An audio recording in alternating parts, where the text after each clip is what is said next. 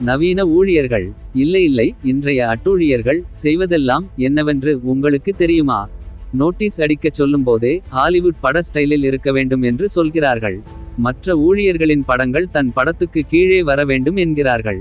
கூட இருக்கும் வேறு யாரும் மேலே வந்துவிடக்கூடாது என்று கருத்தாய் எண்ணுகிறார்கள். தாடி மீசைகளை அடிக்கடி அழகுபடுத்திக் கொள்கிறார்கள். தனிப்பட்ட ஒப்பனை கலைஞர்களும் இவர்களின் ஊழியத்தில் சிறப்பு ஊதியத்தில் உண்டு. தங்களுக்கே தெரியாமல் தங்கள் சரீர அழகை ஆராதிக்கிறார்கள். விசுவாசிகளை உருவாக்க தவறி ரசிகைகளை உருவாக்குகிறார்கள். அவர்களது ஆடைகள் ஆடம்பர நிர்வாணம் தெளிக்கின்றன. கஷ்டப்பட்டு காணிக்கை கொடுக்கும் அப்பாவி விசுவாசிகள் இன்னும் அதே கஷ்டத்தில். ஒன்று உறக்கக்கத்தி ஆடி சபை ஊழியம் நடக்கிறது. அல்லது மரத்தை சுத்தி ஆடி வீடியோக்களில் அட்டூழியம் நடக்கிறது. சபைகள் பரிசுத்தவான்களை உருவாக்கும் வேலைகளை விட்டுவிட்டு பணக்காரர்களை உருவாக்கும் லீலைகளை கவனிக்கிறார்கள். கர்த்தர் பேசினார் என்றே சொல்லி காணிக்கை பிடுங்குவதே குறிக்கோளாக நடக்கிறது. பிசாசின் தந்திரங்கள் சரியாக நடப்பது கோட் சூட்டுக்குள் நுழைந்திருக்கும் பகட்டு ஊழியருக்கு கொஞ்சம் கூட தெரிவதில்லை. இசை தாளந்துகளையும் நடன தாளந்துகளையும் தாராளமாக தந்து மக்களை ஒரு ஆவிக்குரிய மயக்கத்தில் வைத்திருந்து மெய்வார்த்தையை விட்டு மெய்வாழ்வாகிய பரலோக பாதையை அழகாய் தவிர்க்க வைக்கிறார்கள். ஆ வென்றால் ஒரு திட்டம், ஊ வென்றால் ஒரு திட்டம், எல்லாவற்றுக்கும் பின்னால் பண ஆசை.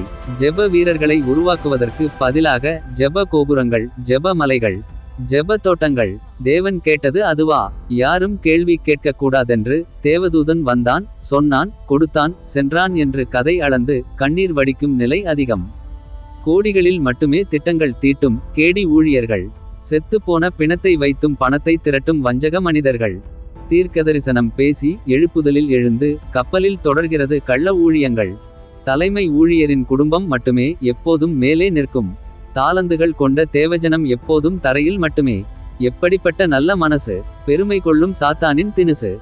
அபிஷேகம் வல்லமை அப்படி இப்படி என்று பேசி விசுவாசிகளின் வாயை அடக்கும் வல்லமையில் பிசாசு கூட தோற்றுப்போவான். நடிப்பதில் நம்மை மிஞ்சுகிறான் என்று சாத்தானும் தவிக்கிறான். ஆதர்ஷ ஊழிய நாயகரின் ஆடம்பரத்தில் ஆசீர்வாத மயக்கத்தில் ஆவிக்குரிய தெளிவு மங்கிப்போய் கிடக்கிறது. எவைகளை வெறுக்க வேண்டுமோ அவைகளை நோக்கி நெருக்குகிறது கள்ளர்களின் கற்கண்டு பேச்சுக்கள். திரை நடிகர்களை விட இந்த தரை நடிகர்கள் அதிகம் என்று மக்கள் விழிப்படைவது எப்போது? பவுலும் பேதுருவும் பட்ட பாடுகள் மறைக்கப்பட்டு இயேசுவின் சிலுவை மறக்கப்பட்டு தங்களுடைய இச்சைக்கு ஏற்ற காரியங்களை மட்டும் வேதத்திலிருந்து சுரண்டி எடுத்துக் கொள்கிறார்கள். ஊழியங்கள் அட்டூழியங்களாக மாறி மேடையெங்கும் புகை உண்மையை மறைத்து நிற்கிறது. வண்ண விளக்குகள் எண்ண வேண்டியதை விட்டு விளக்குகிறது. பணமே மனம் மாற்றுகிறது. பாவமன்னிப்பும் பரிசுத்தமும் கேள்விக்குறியாக நிற்கிறது.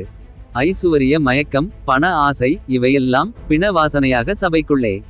ஜாதியே மனம் வீசுகிறது. பரலோக நற்கந்தங்கள் எங்கே? தேவகுமாரனோ இன்னும் தான் இழந்ததை தேடிக்கொண்டிருக்கிறார்.